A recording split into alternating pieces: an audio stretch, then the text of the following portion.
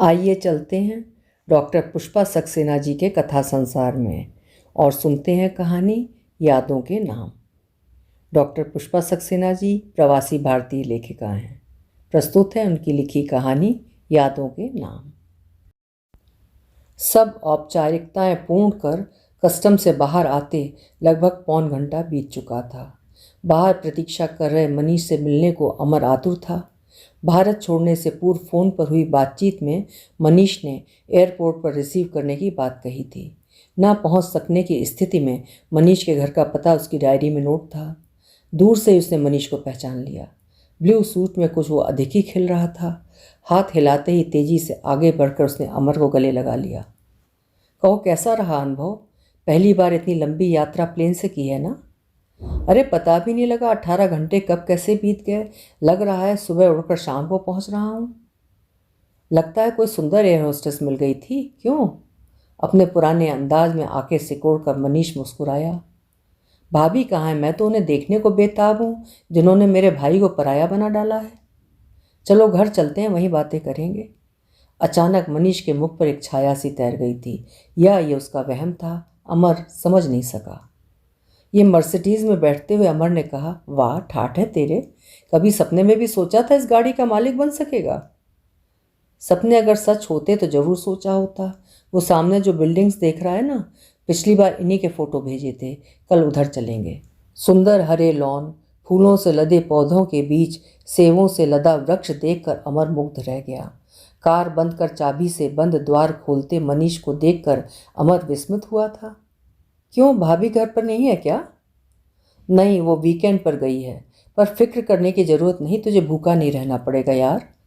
सुंदर सज्जित drawing room में पांव धरते ही अमर का मन संकुचित हो उठा था। ये कैसा स्वागत!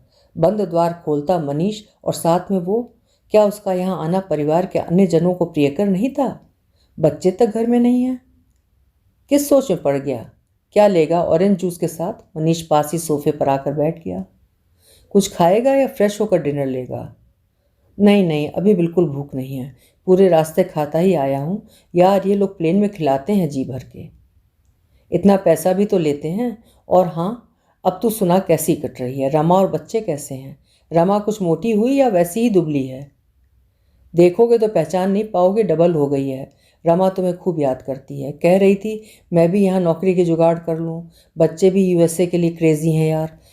तू सुना, कैसा लगता है यहाँ? अब तो तू यहाँ का स्थायी बाशिंदा बन गया है। शादी के बाद तो घर से नाता ही तोड़ बैठा है।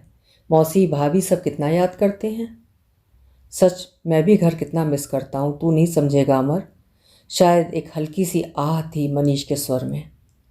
इस वीकेंड पर तू मेरी वजह से नहीं जा पाया मनीष। तू चला जाता, मैं एक आध दिन मैनेज कर सकता हूँ भाई। वीकेंड्स पर रोजी और बच्चे अपने अपने फ्रेंड्स के साथ जाते हैं। मैं तो पढ़कर सोता हूँ। इंडियन ठहरा तो आदत नहीं छूटती। स्वर में परिहास था या व्यंग, अमर समझ नहीं सका। ताज्जुब है, 15 वर्षों से रोजी भाभी तुझे अमेरिकन नहीं बना सकी। वैसे का वैसा आलसी रह गया तू। हम तो सोचते थे तू एकदम वेस्टर्नाइज्ड हो गया होगा। और एयरपोर्ट पर तेरा हाय कहकर स्वागत करूँगा। क्यों, ठीक है ना? दोनों हंस पड़े। नहाकर जब तक अमर वापस आया, मनीष मेज पर खाना सजा चुका था। डोंगे से ढक्कन हटाता अमर चमत्कृत था। तू तो सचमुच सुधर गया मनी। मौसी के चिल्लाने पर भी एक गिलास पानी लेकर नहीं पीता था। भाभी ने तो लगता है इंडियन कुकिंग सीख ली है। जी नहीं, ये सब बंदे ने आपके लिए अपने हाथों से बनाया है। आइए विराजिए। मनीष ने नाटकीय अंदाज पर कहा तो अमर हंस पड़ा। आज इतने दिनों बाद भारतीय खाना खा रहा हूँ। मज़ा आ गया, वरना रोज़ वही उबला खाना, hamburger. I am really fed up Amar. तो अपने लिए भारतीय भोजन क्यों नहीं बनवा लेते मनीष? अपनी भारतीयता सिद्ध करने के लिए, अजीब स्वर में कहा था मनीष ने। पता नहीं वो प्रश्न था या यूं ही सरकास्टिक रिमार्क। खाना खत्म कर प्लेटें उठाते मनीष को देखना एक विचित्र अनुभव था। टेबल साफ कर अमर की ओर देख कर मनीष मुस्कुरा दिया। मुझे काम करता देख सोच में पड़ गया था ना। अरे भाई, ये अमेरिका है। यहाँ मनीष माँ का दुलारा बेटा नहीं, कामकाजी इंसान है। आ तुझे अपना गार्डन दिखाऊं। मनीष के साथ अमर पीछे की ओर किचन गार्डन देख चौंक उठा था। उत्साहित मनीष बतला रहा था। ये देख, भिंडी, तुरई, टमाटर सब फल रहे हैं। हाँ, तुरई की शक्ल में फ़र्क है ना। माय गॉड, तूने तो यहाँ भी एक भारत बसा लिया है। उधर सेबों से लदे पेड़, इधर भिंडी और तुरई। बहुत अजीब बात है ना। हाँ, अमेरिका के बीच एक अकेला भारतीय टापू। वाक्य मनीष ने अधूरा ही छोड़ दिया था। यार, तू खासा भावुक हो रहा है। अरे क्या रखा है हिंदुस्तान में। मेरा वश चले तो कल यहाँ बोरिया बिस्तर समेट कर आ जाऊं। ऐसी गलती मत करना मेरे भाई। चल अब भीतर चलते हैं। जानता है 9:30 बज चुके हैं। गर्मियों में यहाँ रात 10 बजे तक ऐसा ही उजाला रहता है। कुछ दिन तुझे जेट लैगिंग रहेगी। हाँ, ट्रेनिंग कब से शुरू है तेरी? इसी सोमवार से सुबह 9 बजे रिपोर्ट करना होगा। यहाँ से जाने के लिए कोई बस या? भाई मेरे, लखनऊ छोड़े तुझे कम से कम 4 साल तो हो गए होंगे, पर तेरा तकल्लुफ़ी स्वभाव नहीं छूटा, वैसे का वैसा ही रहा। अरे भाई, ऑफिस जाते हुए तुझे ड्रॉप कर दूंगा। अभी तो चलकर आराम कर। कल रविवार है, मैनहट्टन की ओर चलेंगे, ठीक? ओके। अमर भी मुक्त हंसी हंस दिया। दूसरे दिन अमर जब सोकर उठा, मनीष ब्रेकफास्ट तैयार कर उसके उठने का इंतज़ार कर रहा था। तू तो खूब घोड़े बेच कर सोया। मैं तो सोच रहा था शायद पहले दिन ठीक से सो नहीं पाएगा। इतने आरामदेह बिस्तर पर नींद ना आए। वो चाय भी तैयार। मनी मौसी अगर तेरा ये रूप देख ले तो सच मान धन्य हो जाएंगी। अब बात बनाना बंद कर, जल्दी से तैयार हो जा। स्टैच्यू ऑफ लिबर्टी चलना है ना? सॉरी, बस 10 मिनट में तैयार होता हूँ। अमर बिस्तर से उठ गया। छुट्टी होने के कारण मानो पूरा न्यूयॉर्क सागर तट पर उमड़ आया था। मस्ती में वाद्य बजाते वादकों के पास भीड़ जमा थी। पार्क में बच्चों की किलकारियाँ गूंज रही थीं और वृद्ध पेड़ तले आराम कर रहे थे। ठेलों पर ठंडे पेय और ढेर सारी चीज़ें देखकर अमर ने कहा, यार यहाँ तो लगता है किसी भारतीय मेले में आ गए हैं। बस लोगों की चमड़ी का रंग अलग है। और भी बहुत अलग है अमर। वहाँ मेलों में अपनापन होता है, यहाँ अपने भी अपने नहीं होते। नहीं समझ पाए ना? चलो स्टीमर के लिए क्यू में लग जाएं, वरना नंबर अपना आएगा ही नहीं। लगभग आधे घंटे लाइन में लगने के बाद दोनों स्टीमर में बैठे थे। सागर के बीच स्वतंत्रता के प्रतीक स्टैच्यू ऑफ लिबर्टी देखकर अमर मुग्ध हो गया था। पूरे दिन घूमकर दोनों थक गए थे। मैनहट्टन की गगनचुंबी इमारतों के मध्य सड़क से कितना सीमित आकाश दिखता है। यार मनीष, यहाँ काम करने वालों का दम नहीं घुटता। आकाश देखने को तरस जाए यहाँ इंसान। तभी तो भागते हैं खुले स्थानों पर। हर वीकेंड पर सागर तट, लेक्स के किनारे भीड़ देखेगा तब समझेगा। संध्या घर लौट नहा धो दोनों लॉन में आकर बैठे ही थे कि लंबी कार ड्राइव करती मनीष की पत्नी रोजी आ पहुंची थी। इकहरे शरीर की रोजी को देखकर लड़की होने का भ्रम होता था। कार पार्क कर उनकी ओर आती रोजी से मनीष ने अमर का परिचय कराया था। अमर कल शाम पहुंचा है यहाँ। Amar, my wife Rosie. Hello, enjoy your brother's company. मैं अभी कपड़े चेंज करके आती हूँ। Manish darling, you don't mind making me a drink? Oh sure, excuse me Amar, अभी आता हूँ। रोजी के पीछे मनीष ड्रिंक तैयार करने चला गया। अमर को रोजी कितनी अपरिचित लगी थी। थोड़ी देर बाद रोजी लॉन में आ गई थी, सूती स्कर्ट ब्लाउज में स्वच्छ निखरी हुई। यू नो रोजी, अमर कज़िन से ज़्यादा मेरा दोस्त है। हमारा बचपन लड़ते झगड़ते बीता है। आज 10 वर्षों बाद देख रहा हूँ उसे। पिछली बार जब इंडिया गया था, ये ट्रेनिंग पर गया हुआ था। आप एक बार के बाद कभी इंडिया आई ही नहीं। सब आपको याद करते हैं। चाह कर भी रोजी के लिए अमर कोई संबोधन नहीं खोज सका था। हाँ, उस बार इतना बिटर एक्सपीरियंस रहा, फिर जाने का मूड ही नहीं बना। और अब बच्चे, आई मीन जॉन और मैरी, तो इंडिया के नाम से ही डरते हैं। रोजी हंस ली थी। एक्चुअली मैं भी वहाँ मरते मरते बची थी ना मनीष डार्लिंग। हम वहाँ का खाना डाइजेस्ट नहीं कर सकते। मैंने बताया है रोज़, हमारी शादी के कारण भारी खाना बना था, पर माँ ने तो तुम्हारे लिए पानी तक उबाल कर दिया था। That was a chance. शायद गर्मी की वजह से तुम। मनीष का अधूरा वाक्य छोड़कर रोजी उठ गई थी। Excuse me, I need rest. थक गई हूँ। हाँ डार्लिंग, मैं क्लाइड के साथ डिनर ले चुकी हूँ। तुम दोनों इंतज़ार मत करना। Have a nice time. Good night. न जाने क्यों अमर को लगा था मनीष के मुख पर एक काली छाया सी तैर गई थी। कुछ पलों के मौन को एक और कार की आवाज़ ने तोड़ा था। सामने सड़क पर रुकी कार से एक किशोर और एक लड़की उतरे थे। कार में उसके 2 और साथी थे। हाथ हिलाकर कार में बैठे साथियों को विदा दे लॉन में बैठे मनीष और अमर को अनदेखा कर जा रहे थे कि मनीष ने पुकारा, आनंद, मीरा, यहाँ आओ, meet your uncle from India. दोनों ने एक दूसरे की ओर देखा, मानो कोई सलाह की हो, और संक्षिप्त हेलो कह करके घर की ओर मुड़ गए। अमर को याद आया, एक बार घर में आए मेहमानों को ठीक से नमस्ते न करने पर मौसी ने मनीष को कितना मारा था। यही सीखता है स्कूल में। अरे बड़ों के पांव छू आशीर्वाद लेने में कल्याण होता है। ऐसे अंग्रेजी स्कूल का क्या फ़ायदा जहाँ बच्चों को तमीज़ न सिखाई जाए। बच्चों के व्यवहार से कुछ खिसियाया सा मनीष स्पष्टीकरण दे रहा था। यू नो अमर, यहाँ बच्चे नए लोगों से जल्दी घुलते मिलते नहीं। अपने एज ग्रुप में वे स्वतंत्रता महसूस करते हैं। इनकी पार्टीज़ भी अलग होती है। चल हम भी डिनर लें, ये सब तो खाकर आए हैं। घर में सन्नाटा छा गया था। पत्नी बच्चे अपने अपने बेडरूम में बंद हो चुके थे। सन्नाटे को तोड़ने की ना इच्छा थी, न शायद साहस। निशब्द दोनों ने भोजन की औपचारिकता पूर्ण की थी। मनीष को अपने बेडरूम में सोने आता देखकर अमर चौंक उठा। ये क्या, तू अपने बेडरूम में सो, वरना रोजी भाभी नाराज़ होगी। मैंने आकर तुम दोनों को अलग कर दिया है। वो तो अब तक गहरी नींद में होगी, 2 दिन का स्ट्रेन था ना, कहता मनीष पास वाले पलंग पर पसर गया था। अब बता, लखनऊ में सब कैसे हैं? सच बहुत मिस करता हूँ वे दिन। क्या बात थी। तभी 10 वर्षों से सबको भुलाकर बैठा है, आता क्यों नहीं? मौसी तो हर तीज त्योहार पर तुझे याद कर लेती हैं। जानता हूँ अमर, माँ के प्रति अपराधी हूँ। वो कैसी है? कौन, किसकी बात पूछ रहा है? अनीता कहाँ है, क्या कर रही है? ओह, तो अनीता की याद है अभी जनाब को। ज़हे किस्मत। वो बात क्या भूलने की है अमर? खूब मज़े में है। तुझे नहीं पता? शायद किसी ने लिखने की ज़रूरत नहीं समझी होगी। वो जो अपने साथ रोहित था ना, उसने अनीता से शादी की है। अनीता बड़ी किस्मत वाली है। तुझसे शादी होते ही तुझे अमेरिका का चांस मिल गया था, और रोहित से शादी होते ही वो आईएएस में आ गया। अभी दिल्ली में नियुक्त है।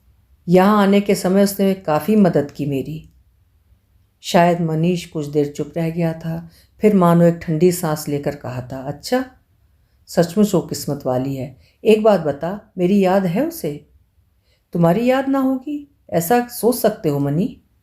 नहीं, मेरा मतलब बहुत नफरत करती होगी ना मेरे नाम से, इतने वर्ष बीत गए। तुम भूल पाए हो अनीता को? शुरू में शायद ऐसा लगा था अमर, पर अब तो हर नए दिन के साथ पुरानी यादें जीता हूँ। अच्छा बता, अनीता ने इतना आघात कैसे झेला था? सबके सामने हंसकर और अकेले में रोकर। गनीमत है उसने हिम्मत हार, आत्महत्या या ऐसा कुछ नहीं सोचा, वरना उसके प्रति किए अपराध का ही तो दंड भोग रहा हूँ। दंड? धरती पे स्वर्ग के मजे लूट रहा है, इसे दंड मानता है मनी? तूने अनीता की वे रातें नहीं देखी जिनमें उसके अंतर का हाहाकार सिर पटक पछाड़ खाता था? दंड तो अनीता ने भुगता था मनीष, बिना अपराध। ना चाहते भी अमर का स्वर तिक्त हो उठा था। मनीष के मौन पर अमर ने पूछा था, तूने क्यों ऐसा किया मनीष? एक पत्नी के रहते दूसरा विवाह, अनीता में क्या कमी थी? उसे त्यागते जरा भी दुख नहीं हुआ था मनी? वर्षों से अंतर में दबा प्रश्न आज उभर आया था। कमी अनीता में नहीं, मुझ में थी अमर। अपने पर नियंत्रण खोकर यहाँ की धारा में तिनके सा बह गया था भाई। अनीता की याद तुम्हें रोक नहीं सकी मनी? उसके साथ 1 वर्ष दुख में तो नहीं काटा था तुमने? अब वही दिन तो मेरे एकाकी जीवन के साथी हैं अमर। लगता है भावुकता का सहारा ले तुम सबकी सहानुभूति पाना चाहते हो। शायद मैं तुम्हें माफ़ कर दूं, पर परिवार के अन्य जन तुम्हें शायद ही क्षमा कर सके मनीष।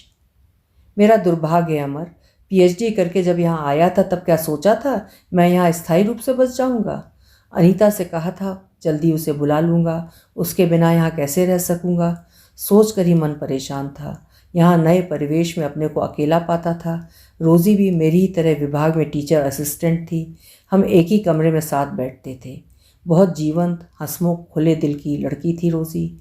मुझे उदास देख अपनी बातों से गुदगुदा जाती थी। अपने विषय में सब बता चुका था मैं उसे। और यहाँ की लड़कियों को तो तुम देखोगे, खुली किताब सदृश होती हैं, उन्मुक्त मन से मिलती हैं। वीकेंड में रोज़ी के साथ कभी पिकनिक, कभी शहर के बाहर टूरिस्ट स्थान देखने जाते थे। एक दिन अनजाने ही सब सीमाएं हम लांघ गए थे। बस उसके बाद तो लगा रोज़ी के सिवा कुछ नहीं, जीवन निस्सार है। रोज़ी ने भी कुछ ऐसा ही महसूस किया था अमर। उसके बाद की कहानी तो तुम जानते ही हो। यही वजह थी मैंने अनीता को मुक्त कर दिया था। क्या तेरे यूँ मुक्त करने से अनीता मुक्त हो गई? अपमान के साथ नकारा गया उसका अस्तित्व? तू तो सोच भी नहीं सकता मनी, जीवित रह अनीता ने कितनी मौतें झेली थी। खैर, इतनी तो इंसानियत बरती तूने, उस पर कोई दोष नहीं लगाया। मैं तो रोहित के साहस की सराहना करता हूँ। कितना दब्बू सा दिखता वो लड़का, और उसने जो किया मैं करने का साहस नहीं कर सकता। अचानक अमर चुप हो गया था। अच्छा हुआ अनीता ने दूसरा विवाह कर लिया। हल्की सी सांस निकली थी मनीष के मुख से। शायद तुम्हारे अहम को चोट पहुंची होगी उसके विवाह से। तुम्हें आजीवन देवता सदृश पूछती, विवाह न करती तो अच्छा था। मैंने ऐसा कब कहा? हाँ, शायद तब दूसरा रास्ता होता मेरे पास। मनीष का स्वर आहत था। दूसरा रास्ता? हाँ, वापस भारत जाने का विकल्प। तू वापस भारत जाता? ये वैभव, घर परिवार त्याग कर? कोहनी के बल उठ अमर ने दृष्टि मनीष के मुख पर गड़ा दी थी। ये सब तो एक इंडियन बास्टर्ड का है। मनीष का स्वर उत्तेजित था। क्या बकते हो? दिमाग तो ठीक है? मनीष के अचानक आक्रोश पर अमर चौंक उठा। क्यों, देखा नहीं, पत्नी बच्चे सब अमेरिकन हैं, इस धरती पर जन्मे जेन्युइन नागरिक, और मैं एक अनसिविलाइज्ड कंट्री की देन जो इन धरती वालों का हक छीनता है। तुम आराम करो मनीष, मैं रोजी भाभी को बुलाता हूँ। कौन भाभी? किसकी भाभी? देखा नहीं, वो अभी अपनी फ्रेंड के साथ वीकेंड मना कर लौटी है। इस समय नशे में बेसुध सो रही है। मैं उसका पति नहीं, कंपेनियन हूँ, समझे? यहाँ भावनाएं नहीं चलती, प्रैक्टिकल होना पड़ता है, और इतने वर्षों बाद भी प्रैक्टिकल नहीं बन सका। ठेठ भारतीय पति की तरह रोजी से वही अपेक्षा रखता हूँ जो अनीता से रखता था। तुम्हारे बच्चे तो बहुत प्यारे हैं मनीष, इन्हें लेकर भारत क्यों नहीं आते? वहाँ सबका स्नेह अपनापन पाकर यहाँ का जीवन भूल जाएंगे। यहाँ तो परिवेश ही दूसरा है। वे बेचारे हमारी संस्कृति क्या जाने। उन्हें भारत लाऊं? उसके लिए मैंने बहुत देर कर दी अमर।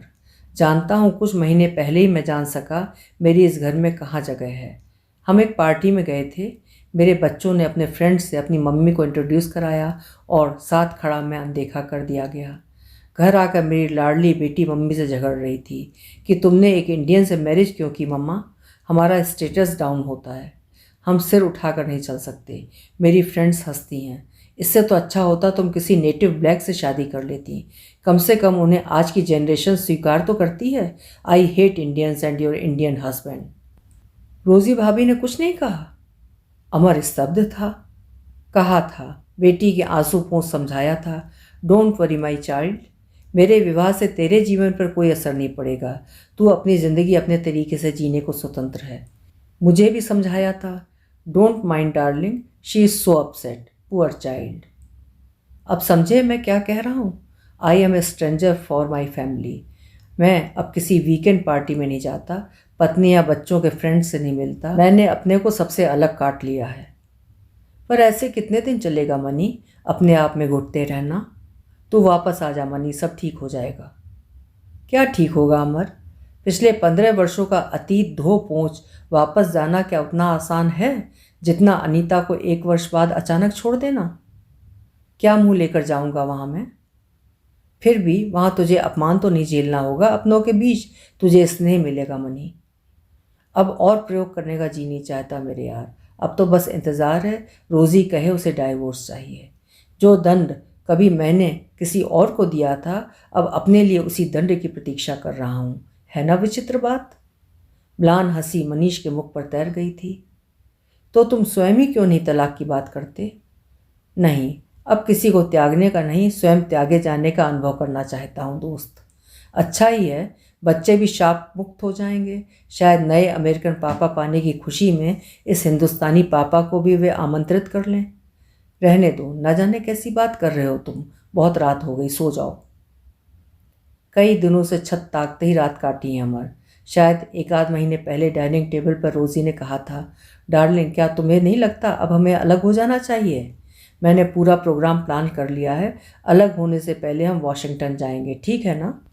यहाँ तलाक के समय कोई रोना पीटना नहीं मचता, कोई उत्तेजना नाटकीयता नहीं। बड़े सहज एवं स्वाभाविक रूप से एक दूसरे को शुभकामनाएं दे दंपति अलग हो जाते हैं। अनीता तो फटी आंखों से मुझे ताकती रह गई थी। शायद 1 आध हफ्ते ना खाना खाया था, ना सोई थी, मुझसे ना लड़ी ना उलाने दिए, पर उसके नैनों ने मुझे अपराधी जरूर ठहराया था। अमर, उसकी वो दृष्टि मैं आज तक बार बार याद करता हूँ। अब उन सब बातों को याद करने से क्या लाभ मनीष। अब अनीता का अपना घर है, बच्चे हैं और यहाँ तुम्हारा भी अपना परिवार। ठीक कहते हो अमर, घर का मोह त्यागना इतना आसान नहीं है भाई। पर यह कैसा घर है अमर जहाँ मैं अपने मन का कुछ नहीं कर सका। जब बेटी का जन्म हुआ उसे मीरा पुकारना चाहा, पर उसे नाम मिला मैरी। बेटे को जय मानना चाहा तो उसे पुकारा गया जॉन नाम से। कभी सोचता हूँ इसमें किसी का क्या अपराध, मेरा दृष्टिकोण समझने वाला है ही कौन। तुझे सुनकर शायद आश्चर्य होगा मनीष, अनीता ने अपने बच्चों के नाम मीरा और जय रखे हैं। बस एक बेटा और एक बेटी है अनीता की। क्या कभी तुम दोनों ने नामों के विषय में कोई निर्णय लिया था? मनीष के मुख को देखकर अमर डर गया था। मैं तुम्हें हर्ट नहीं करना चाहता मनी, बस तुम्हारी बात सुनकर मैं कुछ कह गया। I am extremely sorry money. तू सच कह रहा है अमर? उत्साहित मनीष उठकर बैठ गया था। अनीता ने मीरा और जय नाम रखे? इसका मतलब है उसे मेरी याद है, वो मुझे भूली नहीं अमर। ओह माय गॉड, ये क्या किया? अनीता, आवाज़ रुंधाई थी। दोनों हाथों में मुंह छिपा मनीष सिसक उठा था। उसके बहते आंसू देख अमर स्तब्ध बैठा था। मैं सोच रहा था हमारे गरीब कहे जाने वाले देश में विवाह के पवित्र बंधन तो सुरक्षित हैं, पर यहाँ तो अपार संपन्नता के बावजूद। आगे उसको कुछ समझ में नहीं आ रहा था। अभी आप सुन रहे थे डॉक्टर पुष्पा सक्सेना जी की लिखी हुई कहानी यादों के नाम। आशा है कहानी आपको अच्छी लगी होगी। अगर आपको मेरे चैनल्स के कंटेंट पसंद आ रहे हैं तो सब्सक्राइब ज़रूर कर दीजिए। आपका बहुत बहुत धन्यवाद।